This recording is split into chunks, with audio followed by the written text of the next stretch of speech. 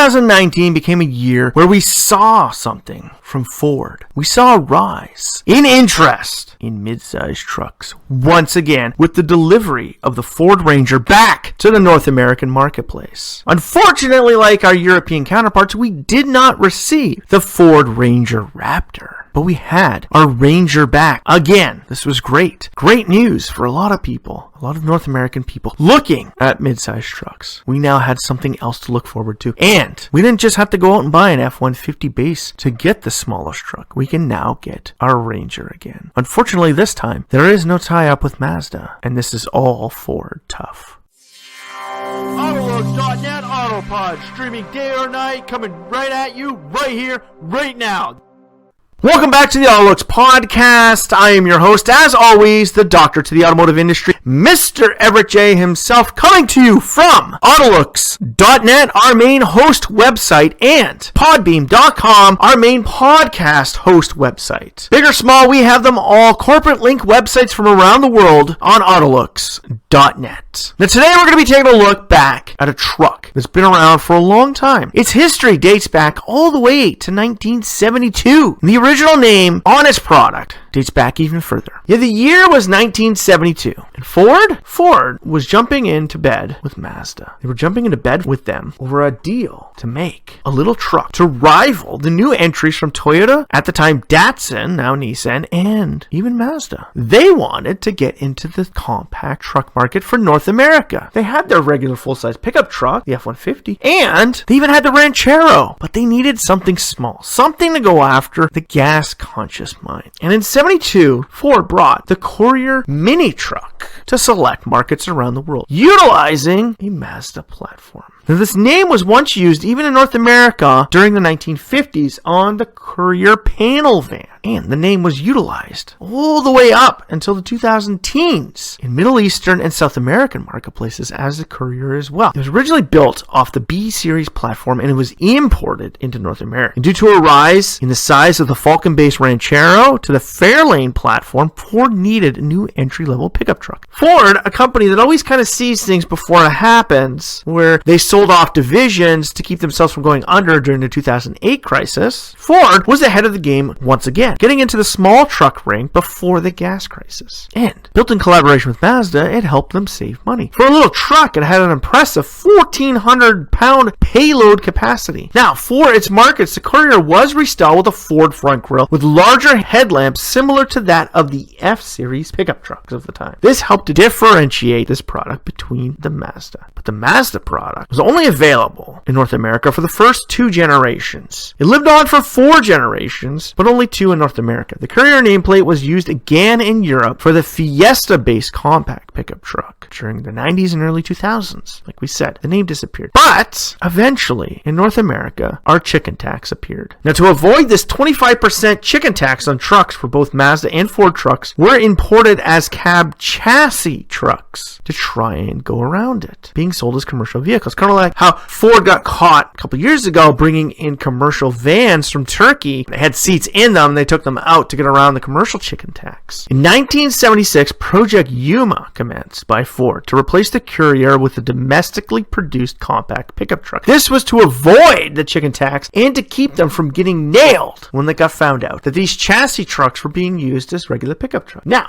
choosing a name for Project Yuma was already there. The Ranger has existed on the F-150s. In 78, they both had the F-150 Ranger and the Ford Bronco Ranger models. Ranger was a well-known name, but that is something that Ford had considered. And the new truck had to be made to meet new stricter CAF standards of 1985. And being that 50% of trucks sold in the U.S. had to have 4-cylinder engines, this would be a great start to meet fuel consumption records of the 80s after the gas prices. This truck also had to be flexible for both personal and business use, suit a 6-foot-tall driver, and have ample interior room to be capable of carrying 4-foot wide sheet of plywood. And in 1979, Project Yuma was almost scrapped. stopped due to the fuel crisis. But Ford soon found out that General Motors was working on their own domestic compact pickup truck, and they knew that they needed this truck to hit the market before General Motors. And in 1981, they marked the end of the Ranger name on the F-Series and Bronco as Project Yuma became the Ford Ranger. This moved the Ranger name off the F-Series and Bronco, which was replaced by the XLS name, and the Ranger being moved on to its own product line. It was originally built to be sold off of a body-on-frame chassis, just similar to what the Maverick is now on unibody. The new Ford Ranger is still built on a body-on-frame system because it has to be a truck, and it has to be able to withstand payload capacities and towing capacities that people will demand of it. But also, unlike its Courier before it, the new Ranger had to be four-wheel drive as well. So, it needed to have good payload, it needed to be body-on-frame, and it needed to be four-wheel drive. All things which came out on the original 1983 Ford Ranger, with the first Ford Ranger rolling off the Louisville assembly plant in January 1982. Now, the original plan was to have it out in late 1982, early 1983, but to beat Chevrolet and GM to the market, they pushed the project further past this point to make sure that it beat out the S10 to the market, which it did. Ford now had essentially a new compact pickup truck. For 1984, the Bronco 2 was released utilizing the Ranger platform and bringing down the cost of both the Ford and Mazda products being built on the same platform. And like the Bronco 2, its replacement, the first generation Ford Explorer, was also built off the Ranger's platform. So the Ranger did have a highly used platform. Initially released with both 6-foot and extended 7-foot beds, the Ranger soon added for 1986 the Super Cab extended cab pickup to gain more sales from families. They wanted everyone to get into their vehicles. 1986 also saw the introduction of the sport model, the Ranger GT. And by 1989, they saw the first mid-cycle refresh, which added composite headlights and a brand new grille, bringing the 1989 Ford Ranger into the new age. Dumping its original box headlights, the Ranger was now a truck of the future. By 1993, we saw the introduction of the second generation Ranger. The first side step box was added to the Ranger as the Splash model in 1993, being one of the first series editions and sport editions of the Ranger. In 1994, Ford and Mazda began working on a brand new B-series model, making for more utilization of the Ranger platform. Now, the Ranger, the Explorer, and the B-series by this time are all being built off the same platform. This now flipped the original agreement that Ford had with Mazda, where the original Courier was built by Mazda for Ford. Now, the new Ford was building a Mazda. But in other markets, you can find the Ford Courier still being built off a Mazda B-Series platform and looking just like the Mazda B-Series trucks. In 1998, we saw the introduction of the third and final generation of the Ranger. And by 1999, we saw the introduction of rear hinge cab doors, which was the first for the mid-size market. Dodge doing it on their Ram pickups 2 years previous. Ford was now stepping into rear hinge doors on their pickup truck. The style seems similar to the previous generation's truck. Still that bubbly looking bug-eyed thing that, is more for city-going people than farmers. But underneath, third generation was a whole new truck. During 98, Ford of Argentina introduced the very first crew cab variant of the Ranger platform ever. This would soon change with the introduction of the Explorer Sport Track. Now remember, by this time, the Explorer is still running with the Ranger underpinnings. The Ford Ranger EV soon became the first electric vehicle ever produced by Ford, but it was never a commercial success. This vehicle was released in 1999, and like most electric vehicles of this time, it was purchased through a lease. Unlike GM and their EV1, you were able to purchase the Ford Ranger EV outright at the end of your lease, with a few still remaining in private hands to this day. But by 2006, sales were dropping drastically as the mid-size pickup truck market was shrinking, with companies like Toyota and Nissan holding on to their market share and the introduction of the first generation Honda Ridgeline unibody pickup truck. The midsize market was dying. Ford made the call by 2010 to end production of the Ranger, and by December 2011, the last Ranger, a Ranger Sport Super Cab 4x4, was produced. The third generation did not give us a Ranger Edge Sport Truck, Ranger FX4 Off-Road Package, and the Tremor Appearance Package. range. So the third generation really did jump into more product ranges. It tried to go after a lot more. But unfortunately, at the end, it couldn't make it. A rise in fuel price in the 2008 recession soon gave us a need for smaller engines. And a rise in sales of the existing mid-sized trucks, the Tacoma and Frontier, Ford considered bringing back the Ranger. The Ranger never left this world as the whole new design was developed for international markets in 1998. You gotta remember, it was pulled from our markets in North America by 2010. 2010, we saw the end of it in our markets. And with the 2008 recession happening just before that, Ford realized that smaller engines were needed. The new EcoSport engines from Ford and the F-150, better fuel mileage was coming out of full-size trucks, so they didn't have a need to get back into the mid-size marketplace. But with companies, like we said, with Toyota and Nissan starting to gain traction in the mid-size world, General Motors saw it, and they thought to themselves they needed to get into it. Ford started considering, by 2015, of entering the North American marketplace yet again, but they held back. The Ranger still existed, as we said, from 1998. A brand new design was developed for international markets. This model was similar to the Courier and even used its name as it too was badged, essentially a rebadged Mazda B series. 2002 saw a refresh of this entire design with a new model for European and South American markets arriving in 2006. As both the 98 and 2006 models were built for the international markets, they did not have chassis options available stateside. The one that left us in 2010 in the North American marketplace was built in North America. The chassis that you had seen for 98 and 2006 designs were European built and South American built. Those products were new. These products could be had with crew variants, chassis layout, and even deck beds. 2011 saw the introduction of the third generation of the international range, would soon give the North American market something to drool over. The 2011 Ford Ranger.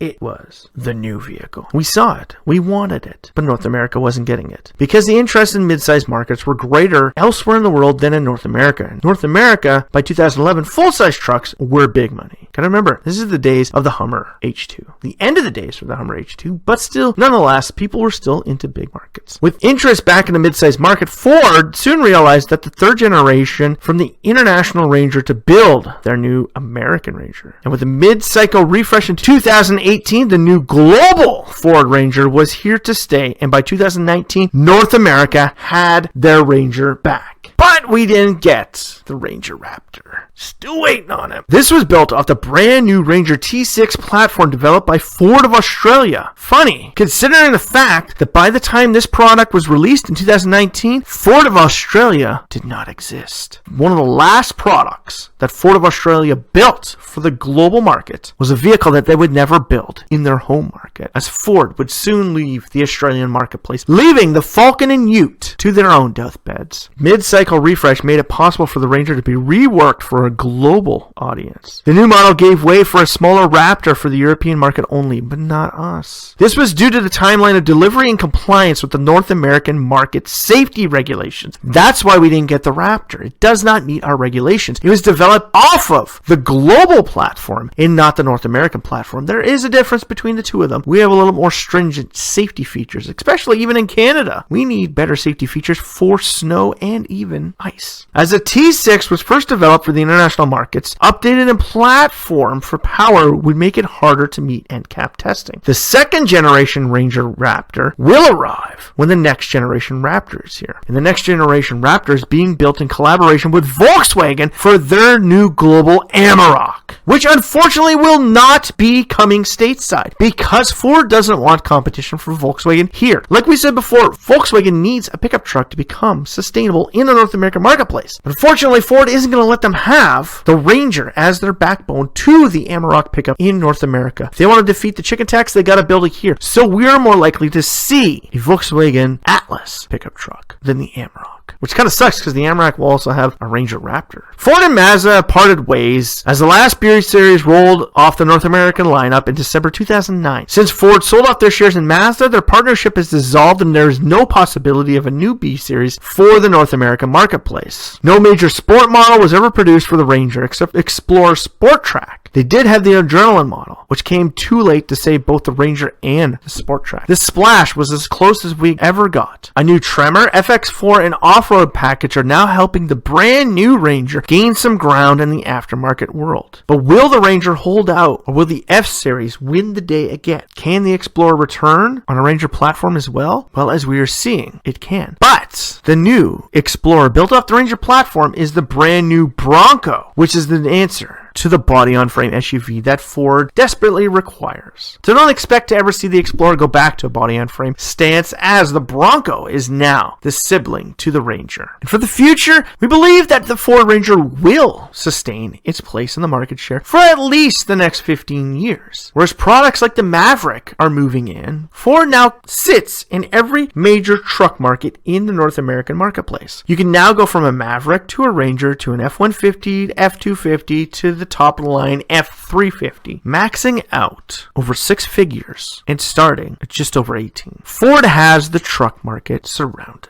And unlike competition from General Motors and Ram, Ford has products in each one of the truck segments. The Ranger was required. Mid-sized trucks may seem odd in North America because we have full-size trucks. Why would you take a step down to mid-sized trucks? But mid-sized trucks still do have slightly better gas mileage, and they are slightly cheaper than their full-size counterparts, making it possible for people just getting out of high school or college to afford them, as opposed to having to wait to get their F-150. And now with the arrival of the Maverick, Ford can really go after every part of the truck market. So in the end, the Ranger, we are glad to have it back, and maybe soon enough, the Ranger will have an electric version. They will have, hopefully, a Ranger Lightning, whereas the Ranger was the first plug-in electric truck on the market. The F-150 is going to be there next. Let's just hope that they turn the Ford Ranger, the new one, into something fun. And we finally get the Ranger Raptor. It would be nice if they brought back the sidestep Splash model, or even make the new Ranger Raptor for the North American marketplace as a sidestep. But we're not holding our breath on this. So for myself, Everett J, and the whole AutoLooks.net website, I'd like to thank you for sitting down and listening to this podcast. And if you found it informative and you did like it, please like, share, or comment on many different social feeds, and tell your friends, family, and co-workers about our podcast and our website, and help us grow to bring you more. And if you're looking for more information about this podcast and pictures inclusive of all the products that we've talked about on this podcast, please head over to AutoLooks.net website and click on the podcast link at the top of the page. It will bring you to our list and search for the Ford Ranger podcast. You will find pictures of everything. On top of that, you'll also find ratings from all cars from around the world, links to corporate websites, and books for your children from the whole AutoLooks.net website and team. We'd like to ask you to strap yourself in for this one fun wild ride that Ford is going to take us on.